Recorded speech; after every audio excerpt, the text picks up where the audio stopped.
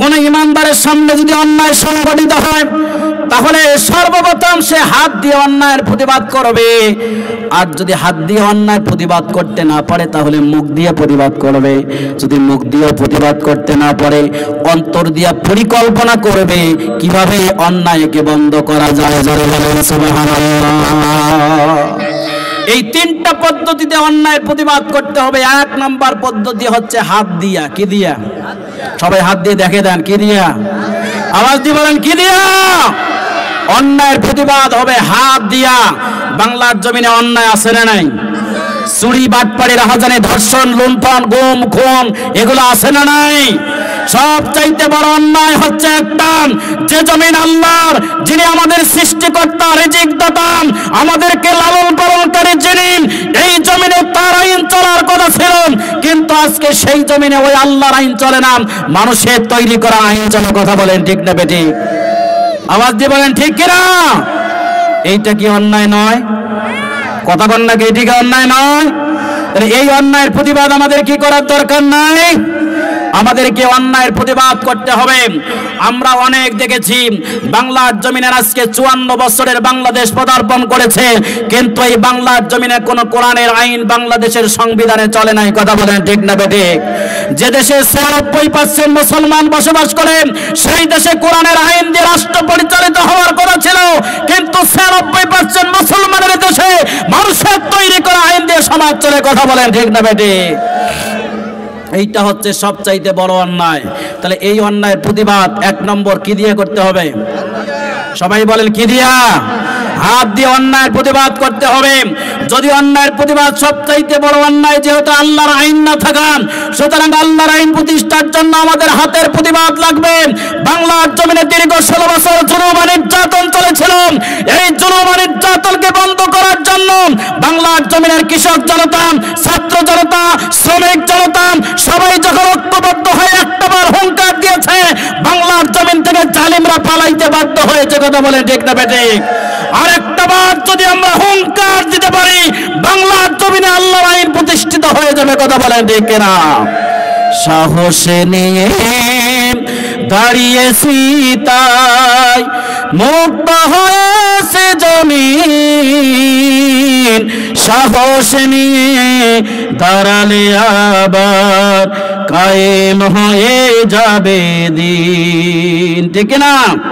সাহস নিয়ে দাঁড়িয়েছি তাই মুক্ত হয়েছে জমিন, সাহস নিয়ে দাঁড়ালে আবার কায়েম হয়ে যাবে দিন। তাই নয় নয় নয় আর কোন ভয়, আনতে হবে কোরআনের বিজয়। যারা ভেবেছিল ছাড়বে না ক্ষমতার ওই মসনদ, দেখেছে তারা রবের পাকড়াও কিভাবে করে দেয় নাস্তানাবুদ। মানুষের সাথে যারা করেছে দুশমনি, করেছে বাড়াবাড়ি, দেশের বুকে তাদের হয়নি তো জায়গা, পালিয়েছে মামুর বাড়ি। তাই নয় নয় নয় আর কোন ভয়, আনতে হবে দিনের বিজয়। সাহস নিয়ে দাঁড়িয়েছি তাই মুক্ত হয়েছে জমিন, সাহস নিয়ে দাঁড়ালে আবার কায়েম হয়ে যাবে দিন। ঠিক না? এই জন্য সাহস নিয়ে আর একটা বার আমাদেরকে ময়দানে নামতে হবে। কথা বলেন ঠিক না বেঠিক? কোন মুসলমান মানুষের তৈরি করে আইনের পক্ষে স্লোগান দিতে পারে না। মানুষের তৈরি আইনের পক্ষে স্লোগান দেওয়া এটা একটা মুশরিকি কাজ। সুতরাং মুসলমান আল্লাহর আইনের পক্ষেই স্লোগান দেবে। কথা বলেন ঠিক না বেঠিক? আমরা সেই আল্লাহর আইনের পক্ষে স্লোগান না দিয়ে মানুষের তৈরি করা আইনের পক্ষে স্লোগান দিয়ে গত 16 বছর আমরা দেখেছি বাবার আইন দিয়ে দেশ চলেছে, শান্তি আসে নাই। চাচার আইন দিয়ে দেশ চলেছে, শান্তি আসে নাই। ভাবির আইন দিয়ে দেশ চলেছে, শান্তি আসে নাই। আফার আইন দিয়ে দেশ চলেছে, শান্তি আসে নাই। এখন একটাই দেখার বাকি, কোরআন দিয়ে দেশ চললে কিভাবে শান্তি আসে। কথা বলেন ঠিক না বেঠিক? এই জন্য সেই কোরআন প্রতিষ্ঠার কাজ আমাদেরকে করার দরকার আছে না নাই? আওয়াজ দিয়ে বলেন আছে না নাই? এই জন্য অন্যায়ের প্রতিবাদ কি দিয়ে হবে? কথা বলেন কি দিয়ে? এই জন্য 96% হাত মুসলমানের 96% মুসলমান, একটা বার যদি 96% মুসলমান তাদের হাতের ক্ষমতা ভোট কোরআনের পক্ষে দিতে পারে, এদেশে কোরআন প্রতিষ্ঠিত হয়ে যাবে ইনশাআল্লাহ। কথা বলে ঠিক কিনা? এইটা আমাদের বাকি। কথা বলেন ঠিক কিনা? এই জন্য চূড়ান্ত সিদ্ধান্ত গ্রহণ করতে হবে। এই জন্য মুখ দিয়ে, যদি হাত দিয়ে অন্যায়ের প্রতিবাদ করতে না পারি তাহলে মুখ দিয়ে প্রতিবাদ করব। এই জন্য হাতের প্রতিবাদের পরিবেশ আল্লাহ তাআলা দিয়েছেন, এই প্রতিবাদ আমাদেরকে কাজে লাগাতে হবে। 2 নম্বর মুখের প্রতিবাদ। আজকের এই তাফসীরুল কোরআন মাহফিল থেকে সিদ্ধান্ত নিয়ে শহরের যেখানে যার দেখা পাবো আমাদেরকে এই দাওয়াত পৌঁছায় দিতে হবে।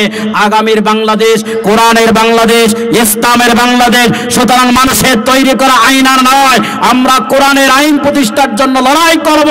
সবাইকে এটা জানিয়ে দিতে হবে। কথা বলেন ঠিক না ঠিক? কি জানিয়ে দিতে পারবো তো ইনশাআল্লাহ? এটা আমাদের মুখের প্রতিবাদ থাকবে। 3 নম্বর হচ্ছে, যদি সেটাও না থাকে অন্তর দিয়ে পরিকল্পনা করতে হবে কিভাবে অন্যায় বন্ধ করা যায়। আমরা গত 16 বছরে এই ঈমানের উপরে ছিলাম। কথা বলেন ঠিক কিনা?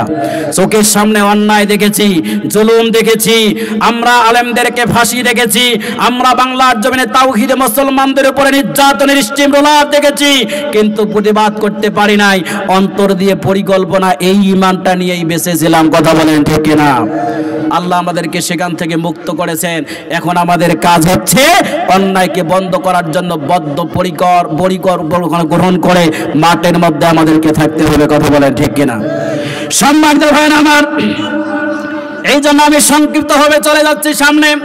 আল্লাহ তাআলা এই ঈমানদারের সংজ্ঞা দিতে গিয়ে আল্লাহ রাব্বুল আলামিন বলেছেন, ইয়া আইয়ুহাল্লাযীনা আমানু দুখুলু ফিস-সিলমি কাফা। আল্লাহ তাআলা বলেছেন, হে ঈমানদার লোকেরা, তোমরা ইসলামের মধ্যে পরিপূর্ণভাবে প্রবেশ করো। জোরে বলেন সুবহানাল্লাহ। কিভাবে প্রবেশ করতে হবে? আদা আদি মানলে হবে? নামাজে আসি তো রোজায় নাই, রোজায় আসি তো জাকাতে নাই। আমরা আল্লাহর আইনের পক্ষে নাই, মানুষের তৈরি করা আইনের পক্ষে স্লোগান দিয়ে যাই। এইভাবে কি পরিপূর্ণ ইসলাম মানা হবে? কথা বলেন না কে হবে? যদি 96% মুসলমান সবাই ঐক্যবদ্ধ হয়ে পরিকল্পিতভাবে পরিপূর্ণ ইসলামের মধ্যে প্রবেশ করতে পারত, 50 বছর আগে কোরআনের আইন বাংলার জমিনে পথ করে উড়াতো। কথা বলেন ঠিক না ঠিক? আমরা করতে পারি না। মুসলমান নিজে দাবি করেছি, ইমানদার দাবি করেছি, কিন্তু বাস্তবতার আলোকে ইমানদারের কাজটা জমিনে আমরা প্রকাশ করতে পারি নাই। কথা বলেন ঠিক কিনা? এই জন্য এই জায়গায় আমি শেষ কথা এটাই বলতেছি, আল্লাহর প্রতি পরিপূর্ণ ঈমান যদি আপনি আনতে চান তাহলে আমাদেরকে কাজ করতে হবে জমিন যার আইন চলবে। জোরে বলেন, জমিন যার আইন চলবে তার। এই জন্য তার আইন বাদ দিয়ে মানুষের তৈরি করা আইনের পক্ষে যদি আপনি চলেন তাহলে আপনার ঈমান আর আবু জেহেলের ঈমান সমান হয়ে যাবে। কথা বলেন ঠিক কিনা? আবু জেহেলেরও ঈমান ছিল। আবু জেহেল যখন যুদ্ধের ময়দানে যাবে, কাবা শরীফের গেলাপে হাত দিয়ে দোয়া করতেছে, হে কাবার মালিক, আজকে 2 দলে যুদ্ধ, এক দল মোহাম্মদের আর এক দল আমার, এই 2 দলের মধ্যে যে দল ভাল সেই দলকে জেতাস। আবু জেহেলের মনের ধারণা ছিল তার দল আল্লাহর কাছে ভালো। কথা বলেন ঠিক কিনা? কিন্তু আল্লাহর কাছে আবু জেহেলের দল ভাল না রাসূলের দল ভাল? আবু জেহেলের দোয়া অনুযায়ী ফয়সালা হয়েছে। ওই যুদ্ধের ময়দানে আবু জেহেল উতবা সাহেবারা গোষ্ঠী সুদ্ধায় তাদেরকে নিধন করে দেওয়া হয়েছিল। বলেন সুবহানাল্লাহ। কিন্তু আমার কথা হচ্ছে, আবু জেহেল যে দোয়া করলো, হে কাবার মালিক, কাবার মালিক কাই? সবাই কথা কন না কে বাইরে কাই? তাহলে কাবার মালিক আল্লাহ, এটা আবু জেহেলও বিশ্বাস করেছিল। বাংলাদেশে আজকে অনেক নেতাকে আপনি দেখবেন মসজিদ ঘর আল্লাহ এটাকে ঠিকই বিশ্বাস করে, কিন্তু ওই আল্লাহর আইন দিয়ে সমাজ পরিচালনা করতে হবে সেই জায়গায় বিরোধিতা করে। কথা বলে ঠিক না বেটে? এই নেতা আর ওই আবু জেহেল কোনো পার্থক্য আছে? কথা বলেন আছে? আবু জেহেলও বিশ্বাস করেছে কাবা শরীফ আল্লাহর, কিন্তু রাসূল যখন আল্লাহর আইন প্রতিষ্ঠার জন্য স্লোগান দিয়েছেন তখন রাসূলের বিরোধিতা করে রাসূলকে দুনিয়া থেকে উৎখাত করা ষড়যন্ত্র করেছে। বাংলার জমিনে এই ইমানদারের দশা সেই দশা, ওই যে আবু জেহেলের দশা আর এদের 40 সমান। কথা বলে ঠিক কিনা? এই জন্য ঈমান পরিপূর্ণ আল্লাহর প্রতি যদি করতে চাই তাহলে আইন মানতে হবে কার? জোরে বলেন কার? আল্লাহর আইন মানতে হবে, তাহলে ঈমান পরিপূর্ণ হবে, অন্যথায় ঈমান পরিপূর্ণ হবে। কথা বলেন হবে? সম্মানিত ভাইরা, আল্লাহ তাআলা এরপরে ব্যবসার 2 নম্বর কাজ দিয়েছেন, ওয়া রাসূলিহি, রাসূলের প্রতি পরিপূর্ণ ঈমান আনতে হবে। রাসূলের প্রতি পরিপূর্ণ ঈমান আনতে গেলে আল্লাহ রাসূল যা করেছেন আমাদেরকেও তাই করার দরকার। জোরে বলেন তো আছে না নাই? আল্লাহ তাআলা রাসূলকে দুনিয়ার জমিনে আদর্শ নেতা তৈরি করেছেন। আল্লাহ কোরআনের মাধ্যমে জানিয়ে দিয়েছেন, লাকাদ কানা লাকুম ফি রাসূলিল্লাহি উসওয়াতুন হাসানা লিমান কানা ইয়ারজুল্লাহা ওয়াল ইয়াওমাল আখিরা ওয়া যাকারাল্লাহা কাসীরা। আল্লাহ রাব্বুল আলামিন বলেছেন, তোমরা যদি ব্যক্তি সুন্দর করতে চাও, পরিবার সুন্দর করতে চাও, সমাজ রাষ্ট্র সুন্দর করতে চাও, তাহলে তোমাদের জন্য উত্তম আদর্শ শুধুমাত্র একজনের জীবনীতে রয়েছে, তিনি হচ্ছেন মুহাম্মদুর রাসূলুল্লাহ সাল্লাল্লাহু আলাইহি ওয়াসাল্লাম। মুহাম্মদুর রাসূলুল্লাহর জীবন আদর্শের মধ্যে আমাদের জন্য উত্তম কল্যাণ নিহিত রয়েছে। এই ঘোষণা দিয়েছেন কে? আল্লাহ রাসূলকে আদর্শ নেতা তৈরি করেছেন। আজকে দুনিয়ার মধ্যে আমরা যদি হিসাব করে দেখি, বাংলাদেশের 54 বছরে যারা বাংলাদেশকে নিয়ন্ত্রণ করেছে, বাংলাদেশ শাসন করেছে, এই নেতা আর রাসূল যে নেতা ছিল এই নেতা এক নাকি? কথা বলেন এক নাকি? রাসূলুল্লাহকে আদর্শ নেতা আল্লাহ তাআলা বানিয়ে দিয়েছেন, আর সে আদর্শ নেতার নেতৃত্বকে আমাদের জন্য মানার জন্য অবধারিত করে দিয়েছেন। আমরা যেই নেতার পিছনে দৌড়াই, এই নেতা আর আমাদের আসল নেতা কখনো এক হতে পারে না। কথা বলেন ঠিক কিনা? এই জন্য মানুষের তৈরি করা কোন নেতার পক্ষে স্লোগান দেওয়া যাবে না, তোমার নেতা আমার নেতা বিশ্বনবী মুস্তাফা, এটাই হচ্ছে আমাদের আসল স্লোগান। রাসূলুল্লাহ হচ্ছেন আমাদের আদর্শ নেতা। কথা বলেন ঠিক কিনা? সম্মানিত ভাইরা, রাসূলের প্রতি ঈমান আনতে গেলে সেই রাসূলের আদর্শ আমাদেরকে মানার দরকার আছে না নাই? কথা বলেন আছে না নাই? রাসূলকে আল্লাহ কেন আদর্শ নেতা তৈরি করলেন? আল্লাহ রাসূল সাল্লাল্লাহু আলাইহি সাল্লামকে আল্লাহ রাব্বুল আলামিন আদর্শ নেতা তৈরি করার জন্য 1 নম্বর কারণ হচ্ছে আল্লাহ তাআলা রাসূলকে দুনিয়ার জমিনে তৈরি করেছেন অধিকার প্রতিষ্ঠিত করার জন্য। জোরে বলেন সুবহানাল্লাহ। কি প্রতিষ্ঠিত করার জন্য? অধিকার। জোরে বলেন কি প্রতিষ্ঠিত? হযরত হালিমাতুস সাদিয়া রাদিয়াল্লাহু তাআলা আনহা বর্ণনা করেন, আমি বিশ্বনবীকে 7 দিন বয়স থেকে আমি আমার কোলে লালন পালন করেছি, 2 বছর পর্যন্ত বুকের দুধ পান করিয়েছি। আমার নিজস্ব একটা সন্তান ছিল, আর মুহাম্মদকে আমি পালিত সন্তান হিসেবে লালন পালন করেছিলাম। মুহাম্মদ আমার ডাইন স্তন পান করত, আর নিজের সন্তানটা আমার বাম স্তন পান করত।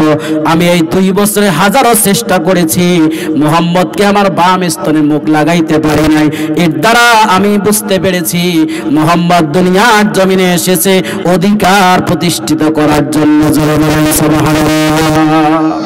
2টা স্তনে যদি তিনি পান করতেন তাহলে ভাই অধিকার থেকে বঞ্চিত হয়ে যেত, ভাই অধিকার থেকে বঞ্চিত হয়ে যেন না যায়, এই জন্য তিনি 2টা দুধ একত্রে পান করেন নাই, একটা স্তন পান করার মধ্য দিয়ে অধিকার প্রতিষ্ঠিত করেছেন। আজকে রাসূলুল্লাহর সুন্নাত যদি আপনি মানতে চান, 1 নম্বর সুন্নাত মানতে হবে আপনাকে।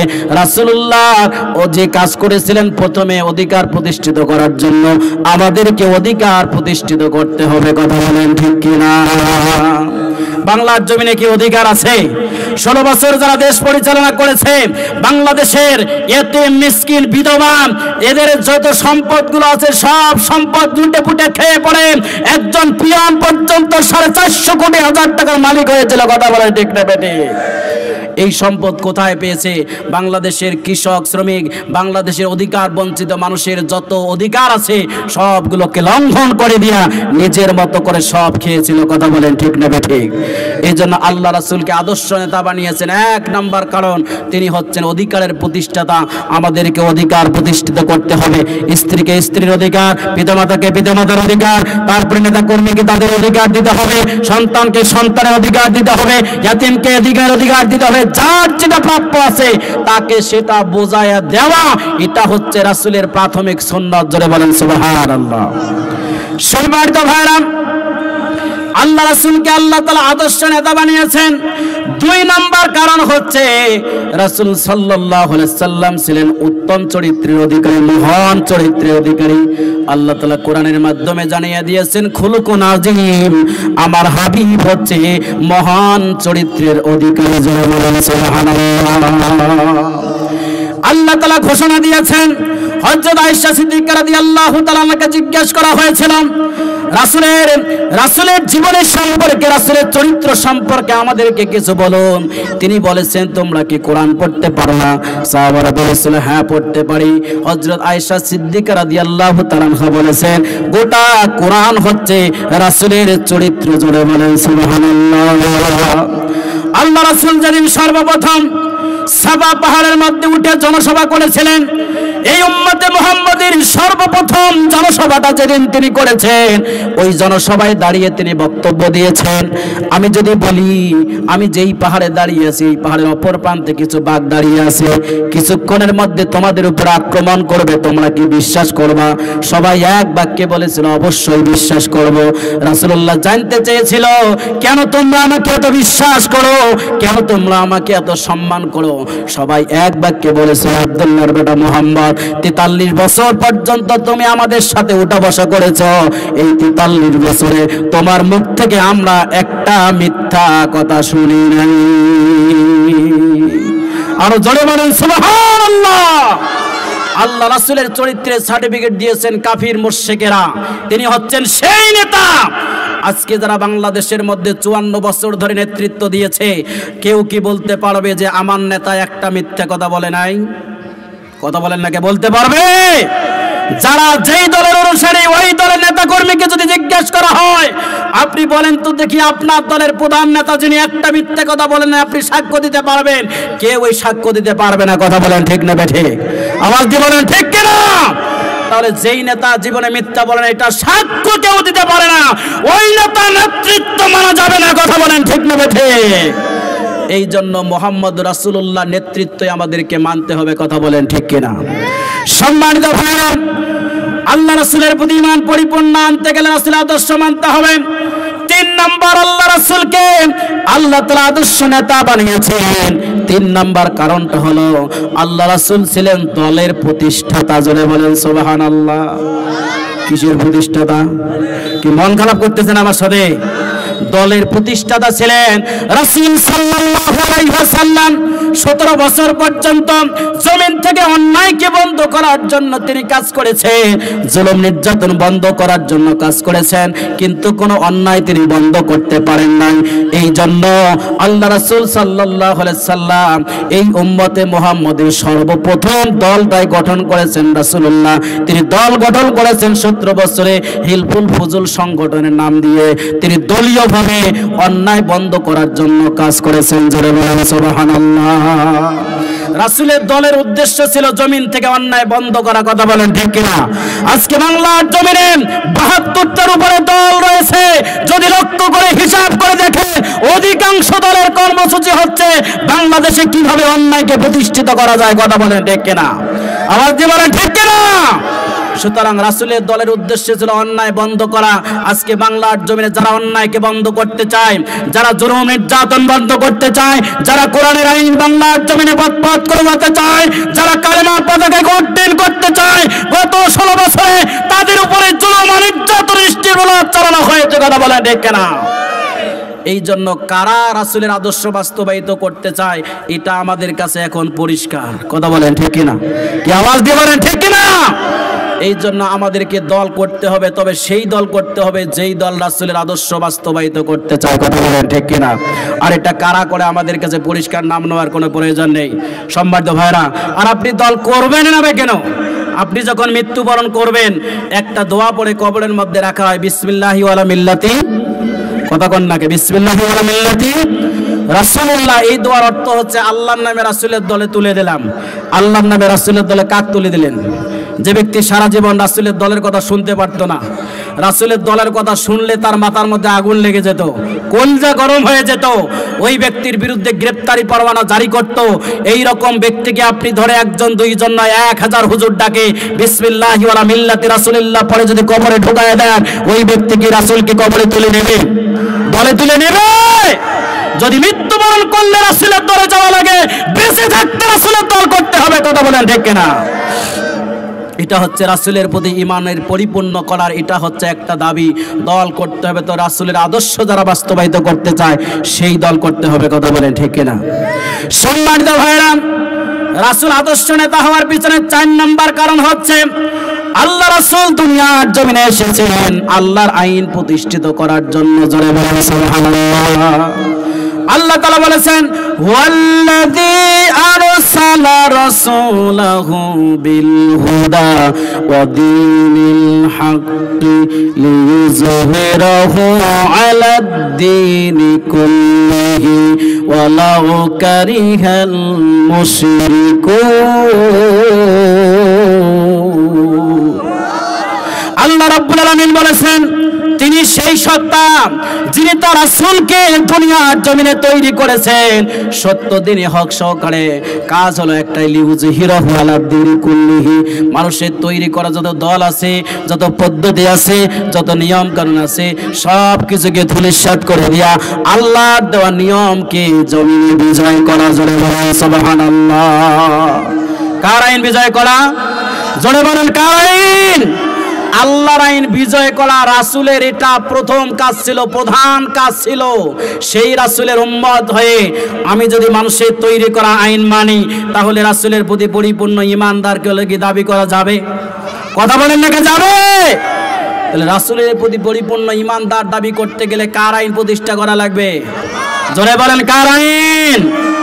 সমস্ত নবী রাসূলরা যুগে যুগে লক্ষাধিক নবী রাসূল দুনিয়ার জমিনে আল্লাহ তাআলা প্রেরণ করেছেন। শুধুমাত্র 2 জন নবী ব্যতীত প্রত্যেক নবী সেই বাতিলদের হাতে, তৎকালীন জামানা যারা রাষ্ট্র ক্ষমতায় ছিল তাদের হাতে জুলুম আর নির্যাতনের শিকার হয়েছিল। এক এক করে প্রত্যেকটা নবীরেই তাদেরকে জুলুম নির্যাতন করা হয়েছে একটা মাত্র কারণে, নবী রাসূলরা চেয়েছিলেন আইন চলবে আল্লাহর, আর ওই জামানায় যারা রাষ্ট্র ক্ষমতায় ছিল তারা চেয়েছিল আইন চলবে তাদের নিজের। কথা বলেন ঠিক কিনা? আওয়াজ দিয়ে বলেন ঠিক কিনা? এই জন্য আল্লাহ তাআলা আল্লাহর আইন প্রতিষ্ঠা করতে গিয়ে নবী রাসূলরা যে বাধার সম্মুখীন হয়েছিলেন, আল্লাহ রাব্বুল আলামিন সে দৃষ্টান্ত উপস্থাপন করেছেন। সূরা সূরা 13 নম্বর আয়াতে আল্লাহ তাআলা বলেছেন, শারা'a লাকুম মিনাদ-দীনি মা ওয়াসসা বিহি নূহান ওয়াল্লাযী আওহায়না ইলাইকা ওয়া মা ওয়াসাইনা বিহি ইব্রাহিম ওয়া মূসা ওয়া ঈসা আন আকিমুদ-দীনা ওয়া লা তাতাফাররাকু ফীহি। আল্লাহ রাব্বুল আলামিন বলেছেন, আল্লাহর পক্ষ থেকে শরীয়ত নির্ধারিত, যেই শরীয়ত আল্লাহ তাআলা দিয়েছেন, এই শরীয়ত যদি কারো ভালো না লাগে এখান থেকে এক চুল পরিমাণ বাদ দিতে পারবে না। আর যদি কারো খুব ভালো লাগে এই শরীয়তের মধ্যে এক চুল পরিমাণ ঢুকাইতেও পারবে না। এই নির্দেশনা কার? আল্লাহ নির্ধারণ করে দিয়েছেন, শারা'a লাকুম মিনাদ-দীন। আল্লাহর পক্ষ থেকে দিন পরিপূর্ণ নির্ধারণ করে দেওয়া। এই দিনের ওহী নাজিল করে দেওয়া হয়েছে হযরত নূহ আলাইহিস সালামের উপরে, সেই ওহী দেওয়া হয়েছে ইব্রাহিম আলাইহিস সালামের উপরে, মূসা আলাইহিস সালামের উপরে, ঈসা আলাইহিস সালামের উপরে। আল্লাহ রাসূলকে বললেন, ইয়া রাসূলুল্লাহ, আপনাকে ওই ওহী নাজিল করে দেওয়া হয়েছে, কাজ হলো আন আকিমুদ্দিন, আল্লাহর জমিনে দ্বীন প্রতিষ্ঠিত করো, ওয়ালা তাতাফাররাকু ফি, এই জায়গায় খবরদার দলাদলি করো না। জোরে বলেন সুবহানাল্লাহ। আল্লাহর জমিনে আল্লাহর আইন প্রতিষ্ঠিত করতে গিয়ে কোনো প্রকার দলাদলি করা যাবে? কথা বলেন, যাবে? এই একটা কাজের নির্দেশনা আল্লাহ তাআলা বুঝাইতে গিয়ে চারজন নবীর নাম নিয়ে রাসূলকে বুঝিয়েছেন, ইয়া রাসূলুল্লাহ, আপনাকে যে দায়িত্ব দেওয়া হয়েছে, এই দায়িত্ব দেওয়া হয়েছিল ইব্রাহিম আলাইহিস সালামকে। এই দায়িত্বের কাজ করতে গিয়ে নমরুদের সামনে বাধার সম্মুখীন হয়েছেন। নমরুদ তার দল বল সুদ্ধায় ইব্রাহিম আলাইহিস সালামের ইসলামকে বন্ধ করার জন্য চেষ্টা করেছে। কথা বলেন ঠিক কিনা? ওই দায়িত্ব পালন করেছেন নূহ আলাইহিস সালাম। সেই দায়িত্ব 950 বছর পর্যন্ত পালন করতে গিয়ে জাতির লোকেরা যখন শুনে নাই, অল্প কিছু সংখ্যক লোক ইসলাম গ্রহণ করেছে, আল্লাহর কাছে দোয়া করেছে, আল্লাহ গজব দিয়ে পুরো জাতিকে ধ্বংস করে দিয়েছে। তিনি কে? আওয়াজ দিয়ে বলেন, তিনি কে? ওই দায়িত্ব যখন মূসা আলাইহিস সালাম পালন করতে গিয়েছে, ফেরাউনের পক্ষ থেকে সমস্ত জুলুম আর নির্যাতনের স্টিমরোলার চালানো হয়েছে। মূসা আলাইহিস সালামকে জন্মই হতে দিবে না, জন্মের পূর্ব থেকেই মূসা আলাইহিস সালামের বিরোধিতা করেছে ফেরাউন। কথা বলেন ঠিক কিনা? তৎকালীন জামানায় রাষ্ট্র ক্ষমতায় যারা ছিল, তারা প্রত্যেক বছরে তাদের গণকদেরকে ডেকে নিয়ে গণনা করত আগামী 1 বছর কিভাবে তাদের জীবন পরিচালিত হবে। যে বছর মূসা আলাইহিস সালাম জন্মগ্রহণ করবেন, ফেরাউন তার গণকদেরকে ডাক দিয়ে বলল, ও গণকেরা, তোমরা একটু গণনা করে দেখে তো আমার আগামী 1 বছর কিভাবে যাবে। গণকরা গণনা করে এসে সামনে বসা, কিন্তু কেউ কোনো কথা বলতেছে না। ফেরাউন ডাক দিয়ে বলল, কি হলো তোমাদের, চুপ করে আছে কেন? গণকরা বলল, রাজা মহাশয়, ভয়ে বলবো না নির্ভয়ে বলবো? ফেরাউন বলল, নির্ভয়ে বলো। রাজা মহাশয়কে ডাক দিয়ে বলল গণকরা, রাজা মহাশয়, আগামী 1 বছরের মধ্যে এমন একটা পুত্র সন্তানের জন্মগ্রহণ হবে, এই সন্তানটা কালক্রমে আপনার ক্ষমতার মসনদ তছনছ করে দিয়ে দিবে। বলেন সুবহানাল্লাহ। এই কথা শোনার পরে ফেরাউনের মাথা গরম, আর ঠিক থাকতে পারলো না। যুগে যুগে যারা ইসলামের বিরোধিতা করেছে, তাদের মাথায় সবসময় গরম ছিল, আর ইসলাম প্রেমিকদের উপর নির্যাতন করেছে। কথা বলেন ঠিক কিনা? যখন ফেরাউন শুনতে পারলো একটা পুত্র সন্তানের জন্মগ্রহণ হবে, ওই সন্তান কালক্রমে ক্ষমতার মসনদ খেয়ে ফেলবে, সঙ্গে সঙ্গে সে মহিলাদের জন্য আলাদা মঞ্চ বানালো, পুরুষদের জন্য আলাদা মঞ্চ বানালো। পুরুষ আর মহিলা কোনো দেখা সাক্ষাৎ হবে না, যাতে করে 1 বছরের মধ্যে কোনো সন্তান জন্মগ্রহণ, পুত্র সন্তান জন্মগ্রহণ করতে না পারে। আর ইতিপূর্বে যারা জন্মগ্রহণ করেছে, তাদের 44 ধারা জারি করে প্রশাসনকে পাঠিয়ে দিয়া প্রত্যেকটা পুত্র সন্তানকে দুনিয়ার থেকে নিধন করে দিয়েছে, দুনিয়া থেকে মেরে ফেলে দিয়েছে। ফেরাউন এই রকম চক্রান্ত শুরু করে দিল। আল্লাহ বলেছে, তোমার চক্রান্তের কোনো টাইম নাই। যাদেরকে সেই 2 মাস পাহারা দেওয়ার জন্য দায়িত্ব দিয়েছে আল্লাহ রাব্বুল আলামিন, তাদের মাধ্যমে মূসা আলাইহিস সালামকে দুনিয়ার জমিনে নিয়ে এসেছেন। বলেন সুবহানাল্লাহ। শুধুমাত্র তাই নয়, মূসা আলাইহিস সালামকে ওই ফেরাউনের ঘরে আল্লাহ তাআলা লালন পালন করেছে। জোরে বলেন সুবহানাল্লাহ। ক্ষমতা কার? জোরে বলেন কার? জন্মের আগ থেকে ষড়যন্ত্র করেছে, কিন্তু বাঁচাইতে পারছে? কথা বলেন, ঠেকাইতে পারছে? ওই মূসা আলাইহিস সালাম একদিন সেই ক্ষমতাকে তছনছ করে দিয়া সেই ক্ষমতা জীবন্তর শেষ করে দিয়েছে। কথা বলেন ঠিক কিনা? কিন্তু সেই দায়িত্ব মূসা আলাইহিস সালাম যখন পালন করতে গিয়েছে, ফেরাউন আর মূসা আলাইহিস সালামের মধ্যে কি জমির আইল ঠেলা হয়েছিল? কথা কন্যাকে ছিল? একটাই সমস্যা ছিল, মূসা আলাইহিস সালাম ছেলেছিলেন আইন চলবে কার, আর ফেরাউন চেয়েছিল আইন চলবে তার নিজের। এই জন্য দ্বন্দ্ব। ঠিক ঈসা আলাইহিস সালাম ওই কাজ করতে গিয়েই বাধার সম্মুখীন হয়েছেন। ঈসা আলাইহিস সালাম চেয়েছে আইন চলবে আল্লাহর, তৎকালীন জামানার রাষ্ট্র ক্ষমতায় যারা ছিল তারা চেয়েছিল আইন চলবে তাদের নিজের। ওই একই দাওয়াত রাসূল সাল্লাল্লাহু আলাইহি সাল্লাম যখন দিতে গিয়েছেন, 40 বছর পর্যন্ত দাওয়াত দিয়েছেন, কেউ বিরোধিতা করে নাই। 40 বছর পর যখন বলেছে ইনিল হুকমু ইল্লা লিল্লাহ, জমিন যা আইন চলবে তা, এই জন্য যখন তিনি দাওয়াতি কাজ করা শুরু করে দিয়েছেন, আবু জাহেল উতবা সাহেবাদের পক্ষ থেকে রাসূলকে হত্যা করার হুমকি দেওয়া হয়েছিল। কথা বলেন ঠিক কিনা? একটা উদাহরণ দিয়ে সামনের দিকে যাই। রাসূল সাল্লাল্লাহু আলাইহি সাল্লাম 40 বছরের আগের দাওয়াত আর 40 বছরের পরের দাওয়াত পার্থক্য ছিল। 40 বছর আগ পর্যন্ত তিনি বলেছেন চুরি করা খারাপ কাজ, চুরি করলে গুনাহ হয়, তোমরা চুরি করো না। কিন্তু 40 বছর পর আল্লাহ যখন কোরআন নাজিল করে দিলেন, আল্লাহ রাসূলকে জানাইয়া দিলেন, ইয়া রাসূলুল্লাহ, চুরি যদি বন্ধ করতে চান, চুরি করা খারাপ কাজ, এই কথা বললেই চুরি বন্ধ হবে না। চোর চুরি করবে যখন কোরআনের আইন দিয়ে তার হাতটাও কেটে দেবেন, তখন চুরি বন্ধ হয়ে যাবে। তখন আল্লাহ রাসূল তখন আবু জেহেল উতবা সাহেবাদের সামনে দাঁড়িয়ে বক্তব্য দিল, ও আমার জাতির লোকেরা, আমি এতদিন পর্যন্ত বলেছি চুরি করা খারাপ কাজ, তোমাদের কারো গায়ে লাগে নাই। আজ থেকে আমার রবের বিধান নাজিল হয়ে গেছে, আজ থেকে চোর চুরি করবে যখন আমার রবের বিধান দিয়ে তার হাতটা কেটে দেওয়া হবে তখন। এই কথা শোনার পর আবু জেহেল উতবা সাহেবরা খেপে গিয়েছে, কয় কি আমরাই মোহাম্মদকে তেলে পুষে লালন পালন করলে বড় করলাম, আর আজকে মোহাম্মদ যে কথা বলতেছে চোর চুরি করলে যদি হাত কাটে দেওয়া হয় তাহলে সর্বপ্রথম আমাদের হাত কাটা যাবে, কারণ আমরাই রাষ্ট্রের সবচাইতে বড় চোর। কথা বলেন ঠিক কিনা? এটা ছিল ১,৫০০ বছর পূর্বের ইতিহাস। বাংলার জমিনে ইতিহাস নিয়ে এসে যদি আপনি মিলান, বাংলার জমিনে অনেকে আছে চোর চুরি করলে, চুরি করা খারাপ কাজ, চুরি করলে কোনো হয় তাদের কোনো সমস্যা ছিল না, কিন্তু যারা বলেছে চুরি করা শুধুমাত্র খারাপ কাজ নয়, চুরি করলে গুনাহ হয়, এটা দিয়ে চুরি বন্ধ হবে না। চুরি বন্ধ করতে গেলে আল্লাহর বিধান পাস করতে হবে, সংসদে আইন পাস করতে হবে। চোর চুরি করবে যখন আল্লাহর কোরআনের আইন দিয়ে হাতটা কেটে দেওয়া হবে তখন। এই যেমন আবু জেহেলরা যখন বুঝতে পেরেছে যদি তাদের এই বিধান প্রতিষ্ঠিত হয়ে যায় তাহলে সর্বপ্রথম আমাদের হাত কাটা যাবে, কারণ আমরাই রাষ্ট্রের সবচাইতে বড় চোর। এই জন্য তারা আল্লামা সাঈদীকে সহ্য করতে পারে নাই, এই জন্য তারা মতিউর রহমান নিজামীকে সহ্য করতে পারে নাই, এই জন্য তারা আলী আজম মোহাম্মদ মুজাহিদকে সহ্য করতে পারে নাই, এই জন্য তারা গাজী মোল্লাকে সহ্য করতে পারে নাই। তাদেরকে বিভিন্ন অজুহাত দিয়ে জমিন থেকে ফাঁসির মঞ্চে ছড়িয়ে শহীদ করে দিয়েছে। কথা বলেন ঠিক না বেঠিক? সম্মানিত ভাইরা আমার, আজ যদি সেই কোরআনের বিধান প্রতিষ্ঠিত করার কাজ আপনি করেন, আপনার বিরুদ্ধেও ষড়যন্ত্র হবে। কথা বলেন ঠিক না বেঠিক? চিৎকার দিয়ে বলেন ঠিক কিনা? তাহলে সেই রাসূলুল্লাহর আদর্শ আমাদের বাস্তবায়িত করার দরকার আছে নাই? লিল্লাহি তাকবীর, লিল্লাহি তাকবীর। প্রধান বক্তার আগমন, প্রধান অতিথির আগমন।